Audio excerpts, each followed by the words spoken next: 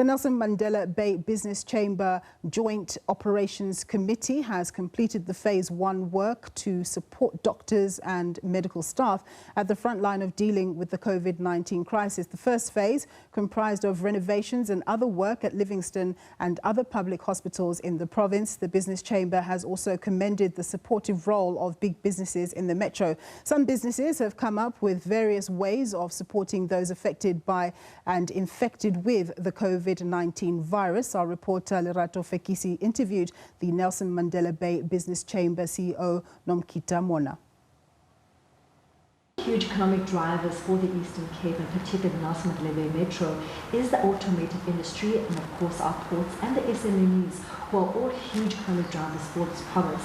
The concern, however, has been since the outbreak of the COVID-19 virus, how do these huge industries survive during the COVID-19 virus and post the COVID-19 virus? But joining me this morning is the CEO of the Nelson Mandela Bay Business Chamber, Nomkhita Mona. Nomkhita, let's just first talk about the work that the Business Chamber has done during the outbreak of this COVID-19, renovations to hospitals, so playing a critical role in assisting those who are affected by the COVID-19 virus. The Nelson Mandela Bay Business Chamber has approached the local disaster management office and said to the job that is managed within the metro, what are the needs that you have? Firstly, we wanted to understand about the state of readiness. How ready is the metro to be able to deal with a possible outbreak if it ever happens? Of course, we wish that it wouldn't happen, but we thought it would be foolish for us if we didn't plan, so that in the event that it happens. So we then got to understand that there are dire needs and that if left on their own, the government would not be able to cope. So the Nelson Mandela Bay Business Chamber came on board and said, we would be able to assist you. One of the first projects we started working on was on 2 hospitals. One is a COVID positive hospital, the Livingstone Hospital in PE, as well as the provincial hospital. We got to know that both hospitals had some wards that were not usable, not used. And we then set in motion teams already a day after we got the information to go and fix the hospital wards. And now we've managed to add a number of beds onto the hospital capacity. So as I speak to you now, we started the work on Monday. As of yesterday afternoon, both wards, both hospitals in different wards have been fixed. And this is a contribution that the Business Chamber is making to the city of Port Elizabeth. But also we're trying to ensure that the hospitals and the doctors themselves do not have to worry about is there enough infrastructure, is there enough supplies. All they need to worry about during the pandemic is that they must keep our people healthy. So beyond that, we then said, some of our big businesses came to the table and said, I will give you a big warehouse, you can make it a makeshift hospital. And we are now in the process of repurposing those warehouses. We're going to make sure there's oxygen in there and beds and etc. Or even if it's not beds, it could be mattresses because of the sheer number that might be required. So we are indeed doing a number of things to try and assist. But we've also gone out to call upon the citizens and the business fraternity to contribute both in cash and in kind. Hence, we've set up a fund called Ubuntu COVID Fund that will help with the hospitals in the region. But also we have a long list of the requirements ranging from masks all the way to swabs and PPE. So that's what the Business Chamber has come to the party to say, let us do this for our city.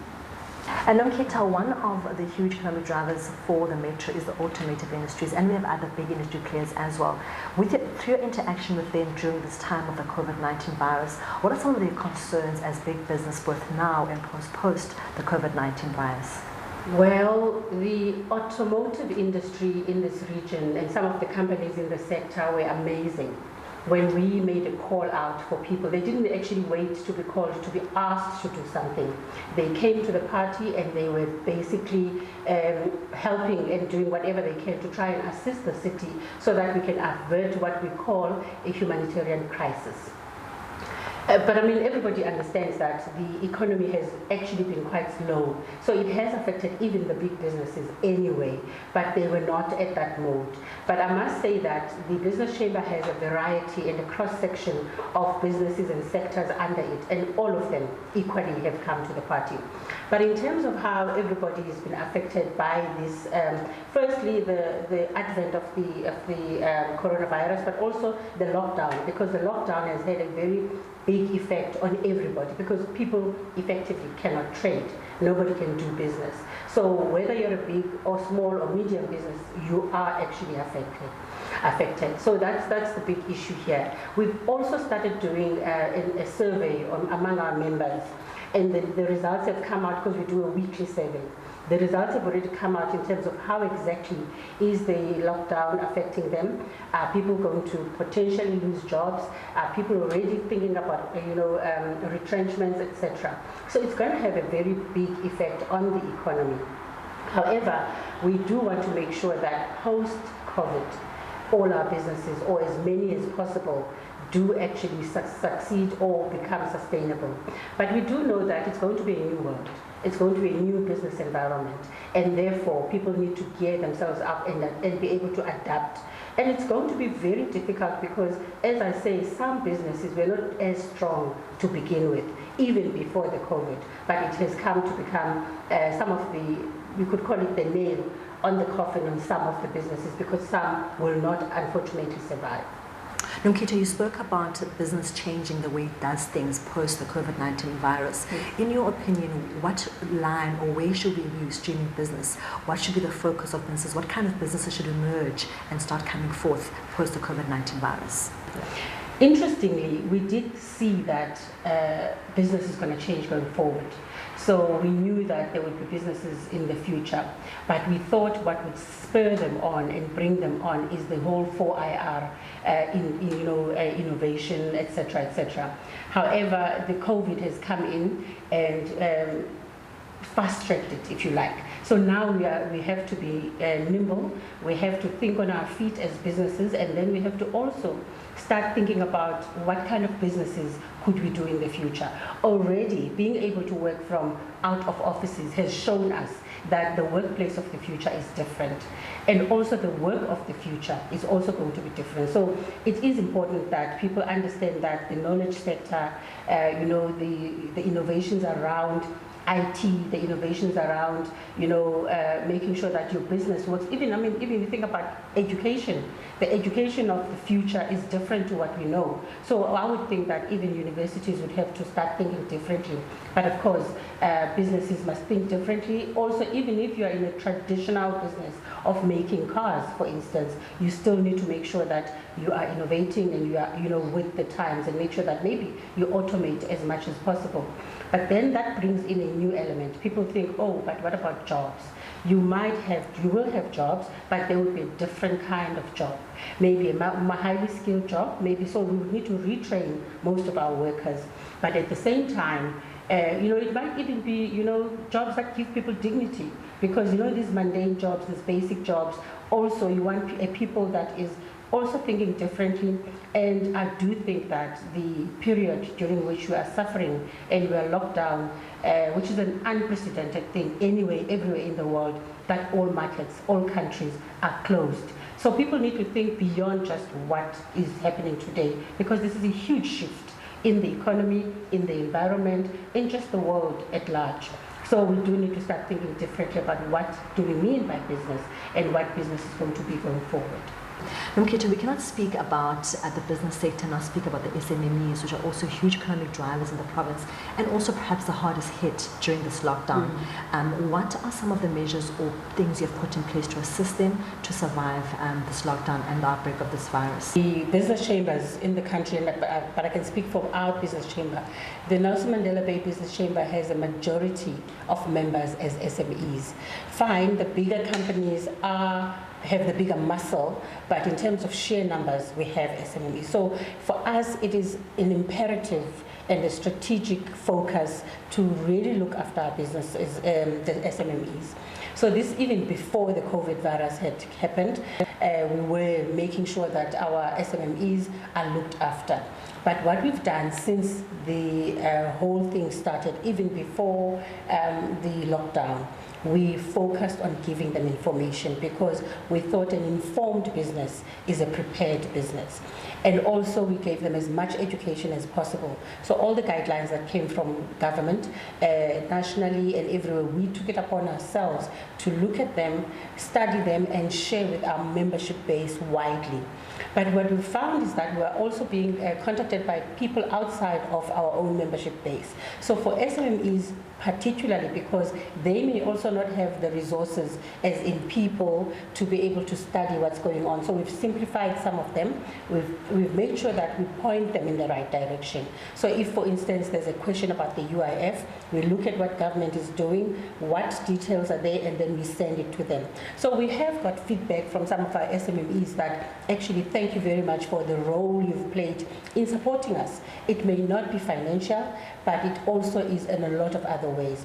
So the information has been given, but the second phase of that was to say, how are we going to make sure that you participate and benefit from these assistance giving from government nationally. But the third level now is, how do we help you to cope actually, even physically, emotionally, and otherwise, because you will understand that some SMMEs are a one-man business who actually employs a number of people, but also you get the bigger businesses who are still SME in terms of the definition. But those people need to be looked after, because even the owners themselves are wondering, where is the next money going to come from? How am I going to pay these people? And everybody's worried. So there's some emotional, psychological support that is required. So as a business chamber, we then went to all our members, we phoned them, those who couldn't get hold of because they only have office numbers and everybody's closed, we sent them emails. And we said to them, all we want to check is, how are you doing during this time? Secondly, how can we help you? So they've come up to say, this is what I'm challenged with. I can't get through to that website that you sent us from National, or I can't get this kind of help. And then we step in, we try and make sure that we get between them. So those are the things that we have been doing. We are also setting up webinars. As we speak today, there's going to be a webinar that our SMMEs and actually also other businesses can tune in so that we can start giving them information, but also we're thinking of the future now. How do we transcend or transition beyond this period into this? So we are playing a very big support role, also an information sharing role, but also to give people advice on a lot of things. So we are with our businesses at all times. We do feel for them, but we think we'll do everything we can to support them. It's tough for SMEs and also the business sector right now, but life is going to be tougher for them even post the lockdown. Is there a disaster plan by the Mandela Bay Business Chamber to help these businesses survive after the COVID-19 virus, if any? Well, the period post-COVID is going to be a very difficult period in business, because people will now see the effects that it has had on them, because already people are not even making money, nobody's earning anything, so it's going to be a difficult one. So our next phase in terms of dealing with our businesses, both big and small, is to try and encourage them to start working more on the disaster recovery plans, so that at the end of the day, they can start, working or get to normalcy as soon as possible. So, but we do expect that some of the bigger businesses may have their own plans internally, but as the business chamber, we are now working on saying, how is it that we can support even the smaller businesses so that they at least also can have some of this information. So back to those webinars that we're talking about. But I think on a countrywide basis, I was just astounded thinking about the fact that we did not set up to revive old factories that are not being used currently, set them up to make things like the masks, these surgical masks that everybody requires. So we knew this 3 months ago that there is COVID in the world, and then we knew for sure by the beginning of February that it is going to be here as well. What have we done as a country if we're now thinking about the future? So I really want to encourage all of us. We are thinking about it now. Set up these businesses so that we do not rely on countries like China for the most basic things that we all use and need, because we don't need these gloves and the masks and the sanitizer only for COVID. We will need them going forward. So for me, I understand that every crisis has an opportunity. So this is why now we need to start thinking about what opportunity is this COVID-19 crisis giving to us, and hence you will be able to find those businesses that could mushroom out of that. Well, that was the CEO of the Mandela Bay Business Chamber, Nomkhita Mona, just giving us the support that the Mandela Bay Business Chamber is going to be giving to SMEs and also the big business as well. What really stood out for me was how she spoke about how life is going to be post a lockdown, saying that it's not going to be business as usual and that businesses already must start trying to find opportunities within this COVID-19 virus and see how they can mushroom post the COVID-19 virus. For now, let's go back to the studio.